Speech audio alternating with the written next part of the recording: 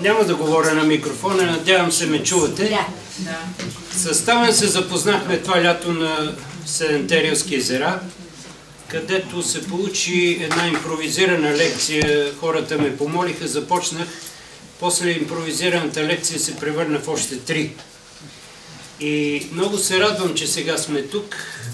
Мисля, че мога да ви нарека приятели, защото факта, че се намирате тук, вече за мене говори много и мисля, че от това, което ще ви разкажа, ще разберете също. Мисля, че е нужно все пак да ви кажа 2-3 думи, кой съм аз, за да обясна това, което ще говоря, от каква позиция го говоря. Завършил съм ВИТИС, режисьор съм по професия.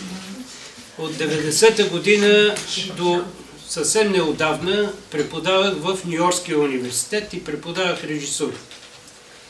93-та година започнах да уча по собствено желание, докато преподавах.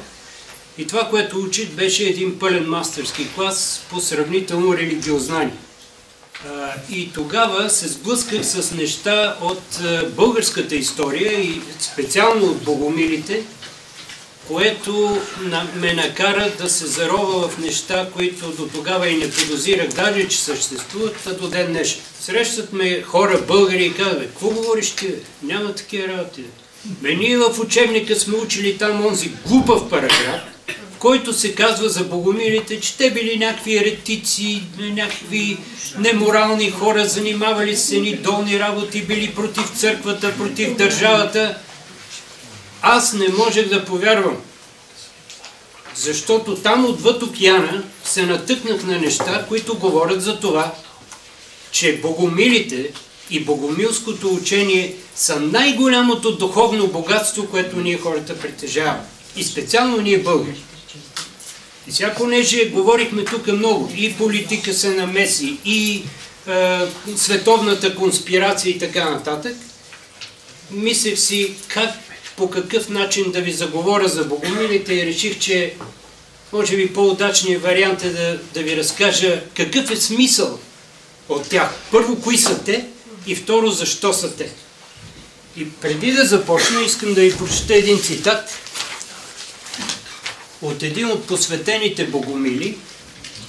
Казва се Симеон Антипа, който в 938 година, 10 век, пише история на милостта Божия и описва историята на създаването на богомилското учение и там казва така: и някои от бъдещите поколения ще вървят върху руините и ще дирят скъпи съкровища. Аз искам да запазя най-скъп спомен на поколенията, онова, което извършиха някои, има предвид богомилите. Аз искам да дам назидание там, дето смътната памет ще си спомни само метеж и позорно деяние. Когато говорят, те бяха съблазнители и духовни ликсимци, аз искам младите да дадат правдиви ответ. Ние знаем какви бяха те, ние знаем кои бяха те, ние знаем за какво умряха те. Ерес означава избор. И в този смисъл християнството също е ерес. Защото е избор. И всяка друга религия, която човек си избира, е ерес. Тази дума да придобие такова уникално негативно звучене се дължи само и единствено на внушението на църквата и това започва не в днешно време, започнало е в 10 век, когато се ражда богомилското учение. За богомилското учение много характерен е този девиз: свобода, равенство, братство чрез любовта. И ми се искаше да започна с него. 100% сте го учили във връзка с Френската революция. Че уния там на барикадите издигнали този лозунг или митичния граф Сен-Жермен някога го бил измислил. На французите много им здраве. Това е чисто богомилски девиз и той е формулиран от Боян Мага, за който след малко ще ви говоря. Само че обърнете внимание в този девиз на финала му. Свобода, равенство, братство чрез любовта. Защо? Защото сега говорим, че сме в преходна епоха. Говорим за ерата на Водолея, за прехода в шестата раса и за всичко друго. Стамен говореше много разпалено за това как се сменя, как идва нова енергия, как се повишава вибрацията за Шумановия резонанс и така нататък. Това, което се случи реално, е това, че нашата планета беше заредена с нова енергия, женска енергия. Женската енергия е енергията на любовта. Това нашите предци в 10 век са го знаели прекрасно. Той е изпратен в Магнаурската школа в Константинопол тогава, за да учи. Магна аула означава голяма аудитория, но означавало и също специално познание, защото думата маг означава не шарлатанин, някой, който се занимава с черна магия и какви ли не други манипулации, а означава мъдрец. Затова Боян мага означава Боян мъдреца, защото е бил уникален и е усвоил всичкото езотерично познание, което тогава в Константинопол е било концентрирано и можело да бъде овладяно. Негов учител е учителят на баща му, Николай Мистик, който се е славил за най-големия авторитет по езотерика тогава. Това не го измислям аз. Това го е написал Луи Прант, който е бил посланника на Отон Велики в Константинопол и е казал: Боян Мага е най-популярната личност в света, е казал тогава. Не са знаели още, че има Америка, ама и да е имало, ще ли са го знаят. Тоест, те е имало, но те не са знаели, че има. И казва така: той може да се превръща за секунди в вълк или в каквото иска друго същество. Това нещо какво представлява? Първо, може би си струва да спомена каква е символиката на вълка. Ние в нашата... Вълкът е съществото, което преобразува злото на добро. В този смисъл Боян Мага е бил в състояние да поеме негативната енергия и да я трансформира в добро. Историята му не знам дали я знаете, но в него се влюбва принцесата Ирина, иска да се жени за него, обаче той е отблъснал като дорийска колона. Толкова бил студен към нея.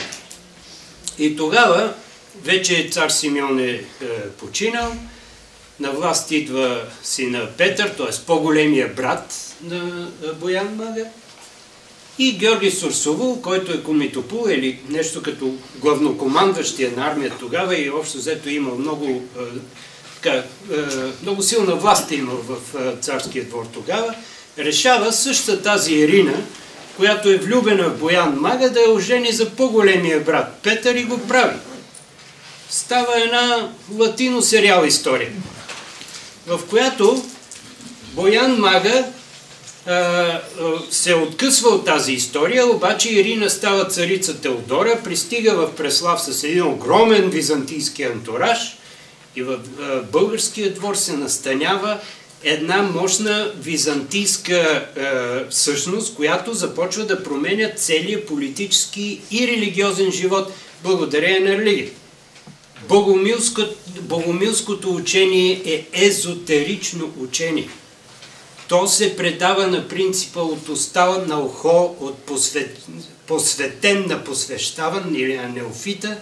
Това се извършва по церемонията, така наречена духовно кръщение, при което ръката на посвещавания, дясната, се допира тук до теменната кост или където е чакрата, седмата чакра, епифизата, и директно се предава информацията в седмата чакра.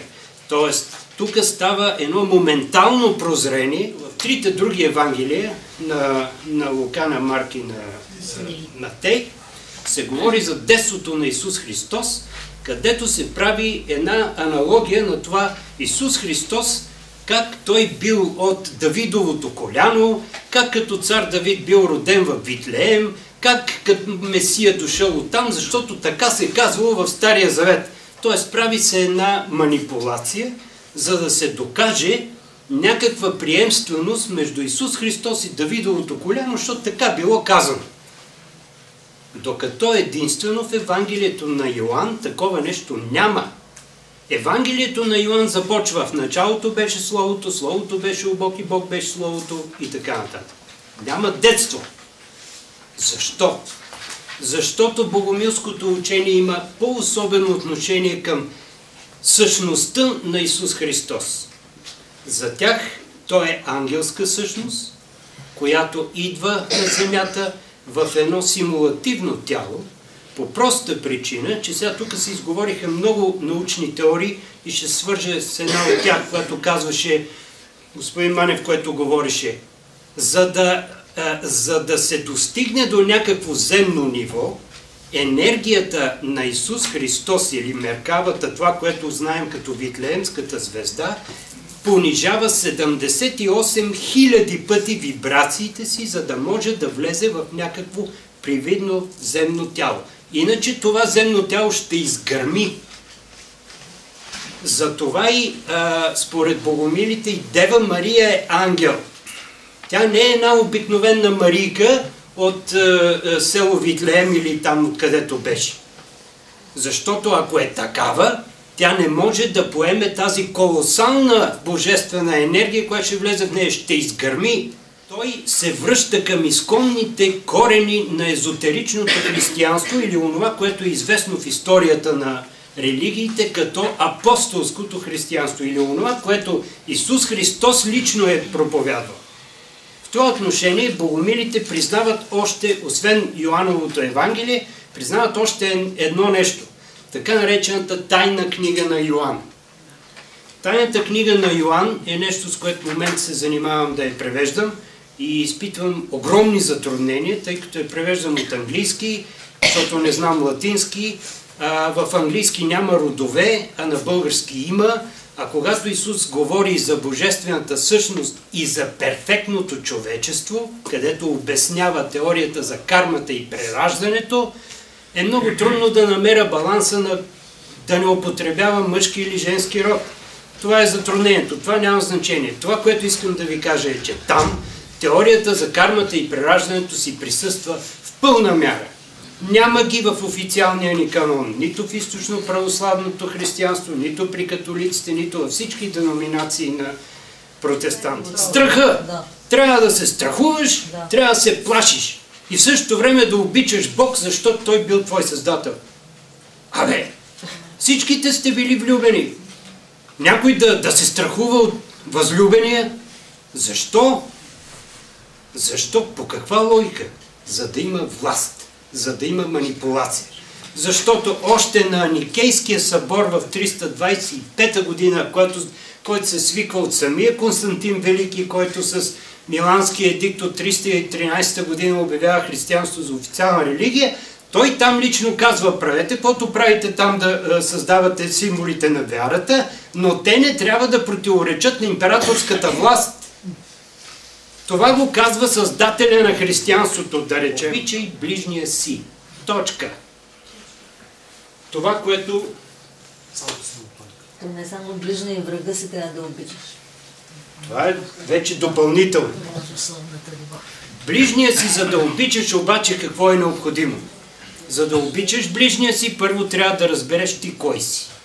И богомилите казват така: първото нещо е да познаеш себе си. Познавайки себе си, познаваш себе си като божествено създание и тогава вече разбираш, че всички останали са като тебе и започваш да ги обичаш. И няма разлика на мъж, жена, беден, богат, арменец, евреин или не знам какъв.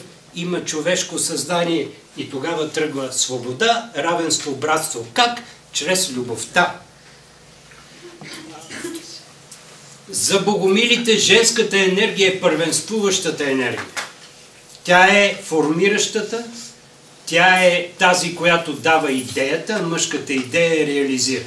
Мъжката енергия е реализира. Сега ще си послужа с една такава аналогия. Представете си мъжката енергия като една река. Мощна, яка, знаете, водата има огромна сила, сече камъка, минава навсякъде, прави чудеса. Женската енергия пък си я представете като бреговете. Какво става сега? Бреговете са тези, които казват на водата сега наляво, сега надясно. А сега по-бързо, а сега по-бавно. Сега тук скачай, сега тук го давай по-спокойно. Тоест, бреговете дават насоката, но в същото време съхраняват енергията на водата. Защото ако ги няма бреговете, тая вода, каквато и може да има, ще се разлее навсякъде и ще стане едно миризливо блато. В същото време, брегове без река е сухо дере. Затова казват богомилите, тук трябва да има перфектен баланс между мъжката и женската енергия. Не ги възприемайте като пол. Нещо тук да... И тогава Господ му дал душа. Тоест, за богомилите има категорично разделение на материалното, най-твърдата форма, в която материята пада, е дело на Луцифер. Защото това е територия, която му е отдадена от Господ. Когато той е изгонен от рая, той е лишен от достъп до небесните сфери, но не са му отнети божествените качества да твори.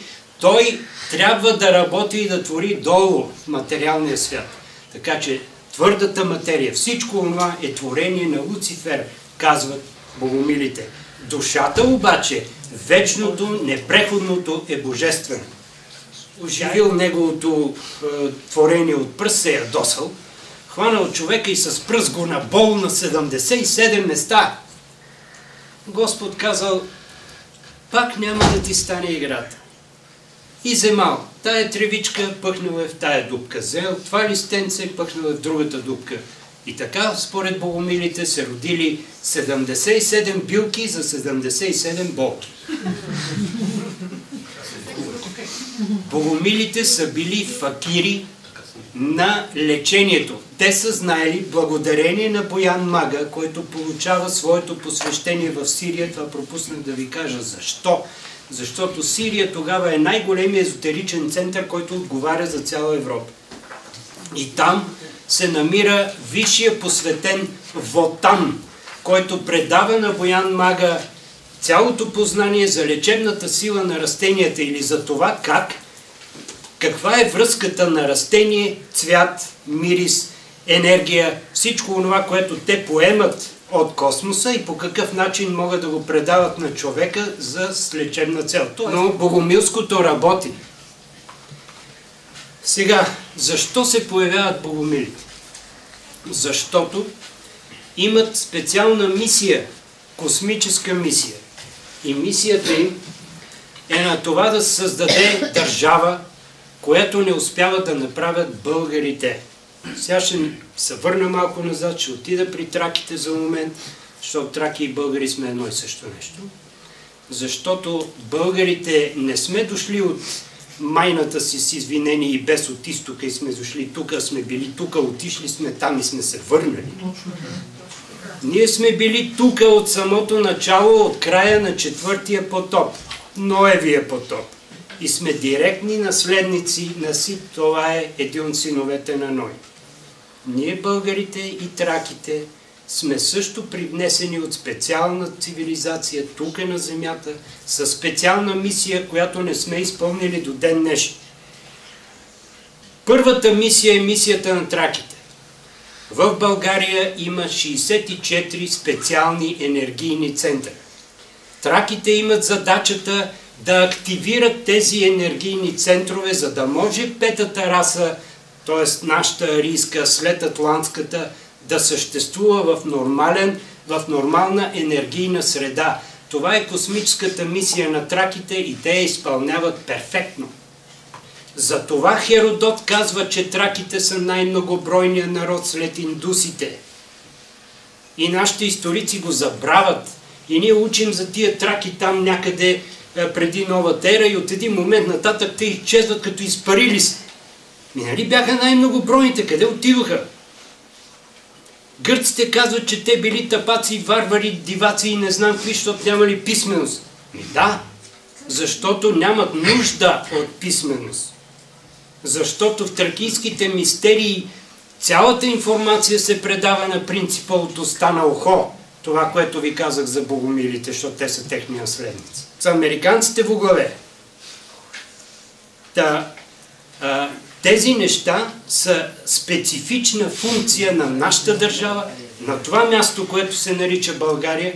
За това, където и тук да ни бръкнеш, излизат тракийски светилища, излизат минерални извори, излиза какво ли не. Едно огромно богатство, една огромна енергия, която ние носим. Сега българите, понеже казах, че ние сме тук, отиваме там и се връщаме. Ние сме тук, когато пристигат първите атланти.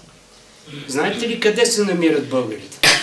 Целият Балкански полуостров, цяла Мала Азия, това, което знаеме там, днешна Сирия, Йордания и така нататък, и Северна Африка. Са все българи. Северна Африка в района на Александрия. Това става в период обаче, когато го няма Средиземно море.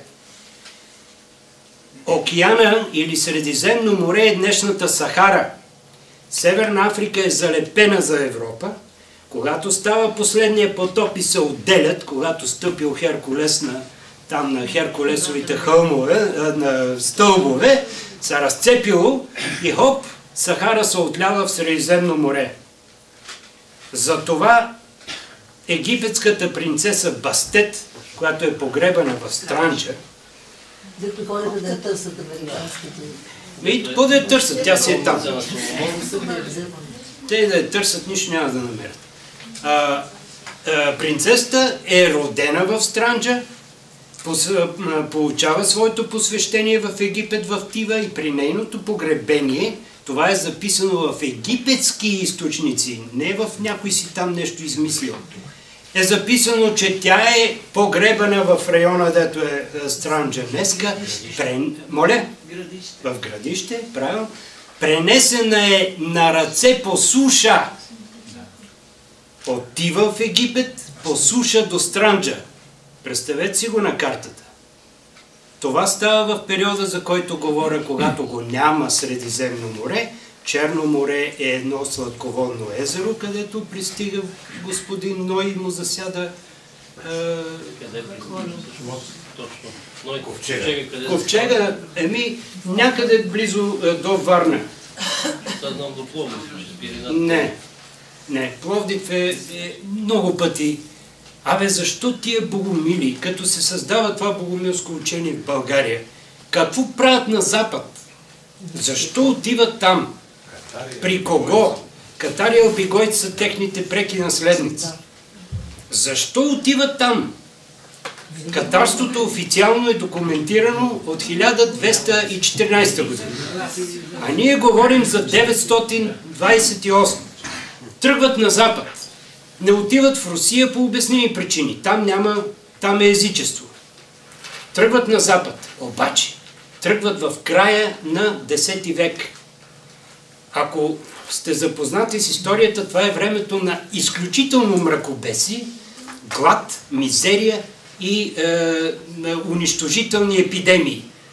Плюс това, католицизма вече много здраво е стъпил в Европа. Говорим за 10 век. Папата владее 1/3 от Европа на територията й.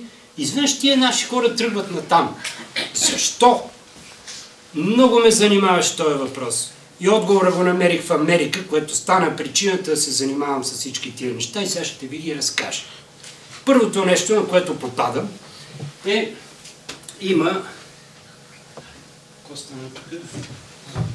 това е историк от 16 век, 1500 и коя година. Наричат го Баварския Херодот. Германските крале му поръчали да напише история на тевтонските крале. Той приел работата много при сърце и написал 7 тома. И в тия 7 тома той разказва как баварците и българите, в буквалния смисъл на думата, сме първи братовчеди. И живееме в така митичната, или т.е. свещената родина Туле. Арийската родина Туле, откъдето е рода Дуло. И същия този Авентин разказва следното нещо. В 3 век, преди новата ера, баварците заедно с българите тръгнали на запад от родината Туле. Няма много обяснения. Следва второ голямо преселение в първи век, преди новата ера. И тогава Авентин е много по-конкретен и казва: баварците се спрели там, където са до ден днешен в район на Мюнхен. А едно огромно население, наречено булгри, продължи на запад и се спря в Галия, днешна Франция, и основа град Тулес. Това е днешната Тулуза. И я кръсти Тулес на името на тяхната прародина Туле. Първи век преди новата ера. Продължаваме нататък. Основава се Тулуза. Тулуза обаче се основава на чисто езотеричен принцип. Не знам така отзад дали се вижда добре. Това е планировката на града. Като говорим за сакрална геометрия и архитектура, ето вие. Правите българите.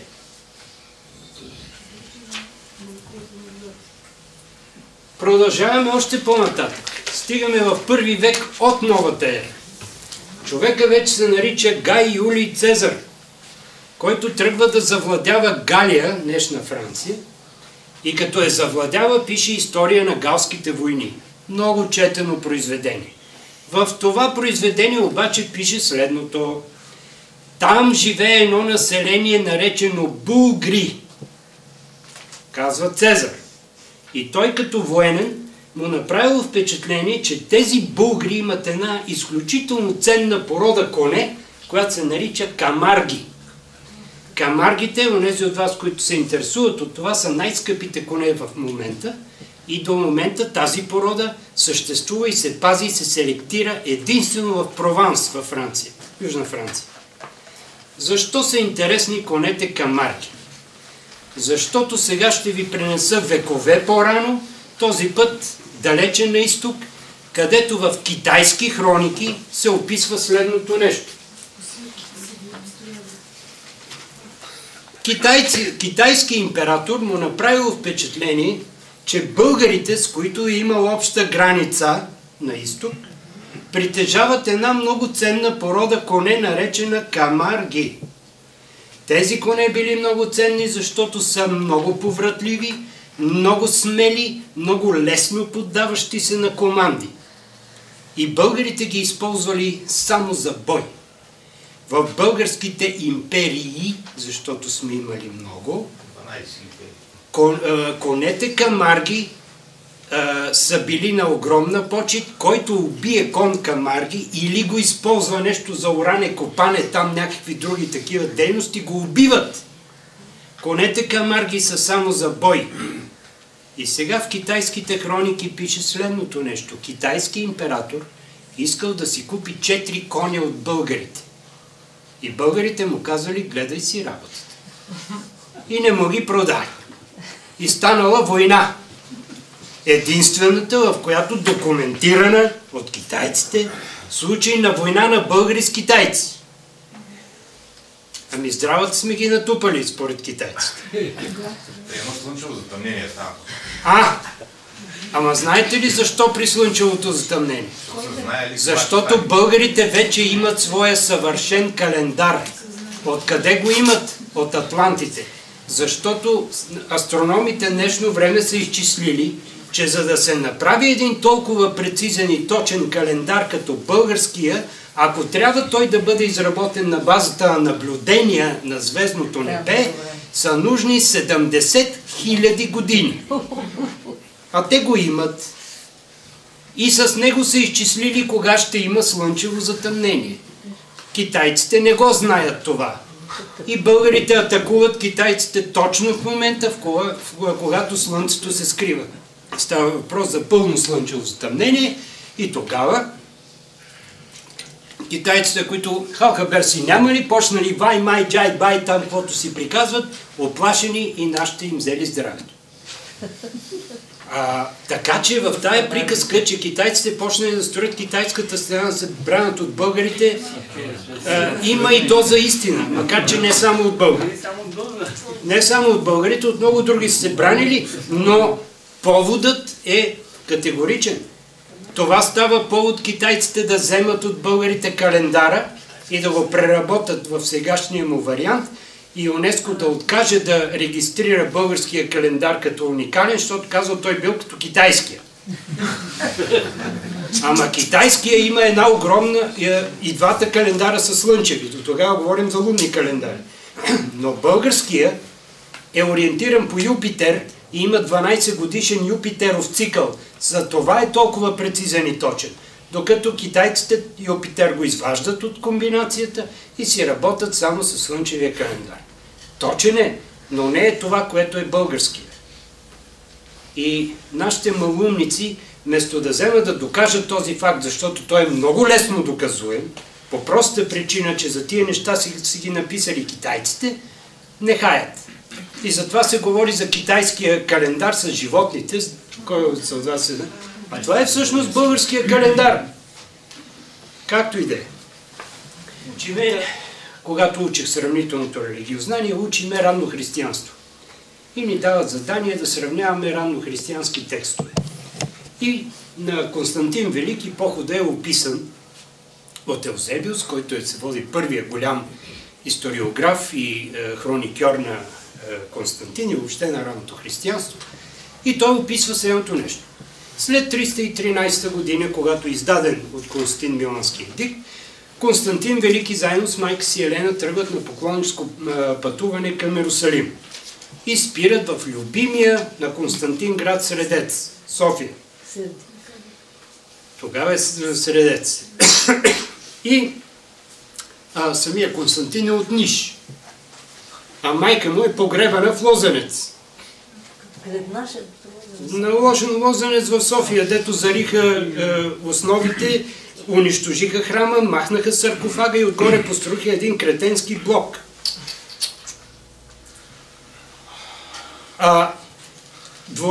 Извинявайте за това емоционално вметното изречение, но се спомням, аз съм софиянец. Бях и такова хлапе. Дядо ми, светла му памет, който беше архитект, ме водеше да ми показва там, където сега в София хотел Рила, отдолу е двореца на Константин. Върху него, първо, с едни булдозери, всичките римски мозайки са изринати, отгоре има един здрав хубав бетон, за да стои този социалистически буклук отгоре. Извинявайте за грубите изрази, които използвах, но просто не мога да се сдържа.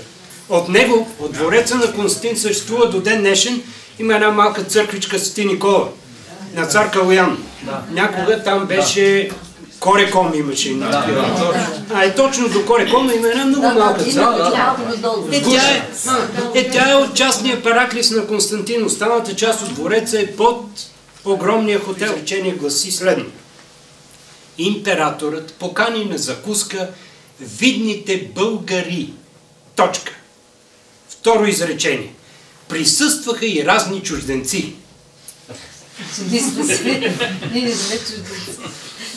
Говориме за времето... Значи, Миланският едикт е издаден 313 година, Константин умира в 337. Значи, в този период от тия 20 и колко години се падат, се случва това посещение в София, днешна София, където са поканени видните българи. Императора не закусва с цулю-пулю. Той закусва с видните хора и те се наричат българи.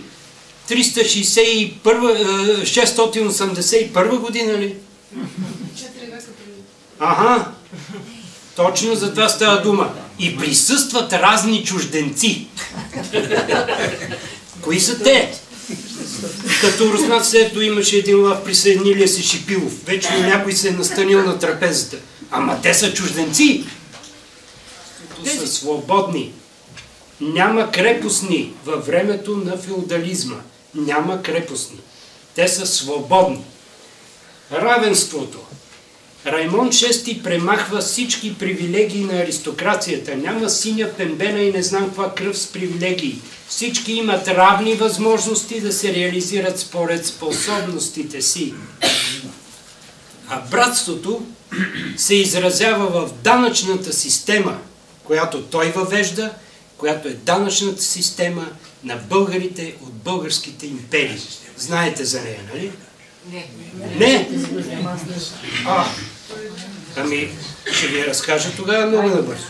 Първо, в българските империи най-характерното нещо е, че никога, абсолютно никога не е имало роби. В българската империя се присъединяват заради няколко неща. Достоинство, чест и справедливост. Тези три принципа. Справедливостта е най-вече в данъчната система, която се изразява в следно. В дена, когато трябва да се плащат данъци, всеки излиза и показва и демонстрира това, което е произвел. И се мъчи да покаже колкото се може повече, защото най-големите почести получава онзи, който е произвел най-много. Няма офшорки, няма не знам какво си. Напротив, стремеж да докажеш колкото се може повече. След това обаче е интересно какво се случва. След това се казва браво на този, който е най-много направил. Той получава най-големите почести и му се казва: ай сега, байно, отдели си за себе си и за твоята фамилия там толкова, колко ще ти е нужно, за да оцелеете до следващата година. Другото се раздава на онези, които не са се справили добре. Не са се справили добре, защото правото на труд е задължително и е въпрос на чест да произвеждаш. Всичките тези са били наричани дяволски изчадия, събирали са ги групово и са ги изкарвали пред стените на града, да ядат там трева и камъни и кой както ще да се оправя, в много случаи са ги убивали, за да не подяждат здравите. Жените на Тулуза ги събират и събират помощи за тях. Ако има медици сред вас, нека да си спомнат кога и къде за пръв път в медицината е използвана протеза. Това го правят в Тулуза богомилите. Но да, и Сталинови. Говорим за този 20 век геноцид. Това е, говорим за 13 век. Започва кръстоносния поход. 30 години продължава. Целта му е да унищожи Катар и албигойци. Катар означава чист. Така са се наричали богомилите. Започва този кръстоносен поход, който върви с промени, ту едните, ту другите наделяват. Той се ръководи от един неук човек, наречен Симон де Монфор. И първата атака е в Безие, където се получава едно баташко клане, ама баташко клане на трета степен. Избити са 20 000 души в една църква и понеже все пак става дума за единоверци, те не могат да влезат като турците в батаки да колат вътре в църквата, ги изкарват отвънки всички на дръвника. И като попитали шефа на кръстоносците как да разберем сега кой катар, кой католик, той казал: убийте всички, Бог ще познае своите. 20 000 души под ножа. Оттам Симон де Монфор се насочва към Тулуза. И Тулуза обсажда я, и Тулуза я спасяват жените. Защото жените са били отговорни за отбраната на стените на Тулуза и са отговаряли конкретно за артилерията. Сега, артилерията не си я представите като топовете, а като едни катапулти с камъни. Младите момичета е трябвало да носят камъните, като по-здравички. По-възрастните зареждат катапулта и се целят. И с един такъв камък да вземат да мелнат Симон де Монфор по главата и да му изцепат. И с това приключва обсадата на Тулуза. С какво е интересно? Днешно време, говоря за съвсем днешно време, французите се опитват много подло да изкарат това катарско движение, което набира все по-голяма популярност заради това, което ви казах, свобода, равенство, братство и така нататък, да го изкарат тяхно си явление. То се самозародило, така от никъде се появили едни катари и видите какви блестящи неща направили. И забравят, че в тайната книга на богомилите, която те признават благодарение на инквизицията, че е основният документ, който е използван срещу катарите, там пише: донесена от българина Назарий в 1147 година. Точка. Пише го черно на бяло в началото. 1147. Сега, в Сан-Феликс-дю-Караман, което е малко на юг от Тулуза, се провежда в същата тая година, по този повод е донесена книгата, се провежда един голям катарски събор, който се председателства, ако мога да употребя за това такава дума, защото при катари и при богомили няма такава иерархия, се ръководи от папа Никита, който, за когото се казва, че дошъл в Сан-Феликс-дю-Караман, дошъл специално от България.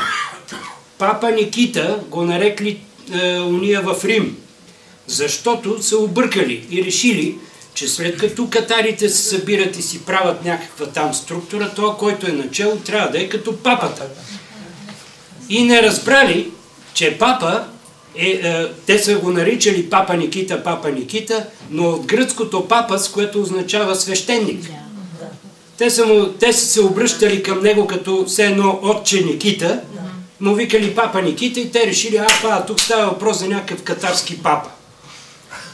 Папа Никита произнася една блестяща реч, документирана, в която говори за единство на богомилския импулс по цяла Европа и в цяла Мала Азия, защото до тогава цяла Мала Азия, чак до Диарбекир, вече има богомилски центрове и той говори за 7-те църкви на Азия, с което прави директна алюзия с откровението на Йоан, където се говори за ангелската същност, за ангелската църква. 244 година на 1 март. Кръстоносците след 9-месечна обсада вече са поставили замъка Монсегюр в критично положение. И Раймон дю Перей, който е защитника, който ръководи защитата на замъка, вече решава, че не могат да издържат и трябва да се предадат. В замъка се намират 400 души общо, 150 от които са посветени. И той казал на кръстоносците, днеска е 1 март, на 15 март, дайте ни 2 седмици отсрочка, на 15 март ние ви отваряме вратите и вие влизате и ние се предаваме. И кръстоносците казали ми добре, защото не са знаели какво ще се случи. Това, което се случва е следното. На 14 март е денът на времето на малкия слънчев ритуал. Големия се провежда на слънчевата нова година на 19 август горе на Рилските езера. На 14 март е малкия слънчев ритуал, който е за пречистване от кармата. Те провеждат този ритуал. На 15 март отварят вратите на замъка, кръстоносците нахлуват готови за сеч и заварват една уникална картина. Едни хора, облечени в бяло, пеят.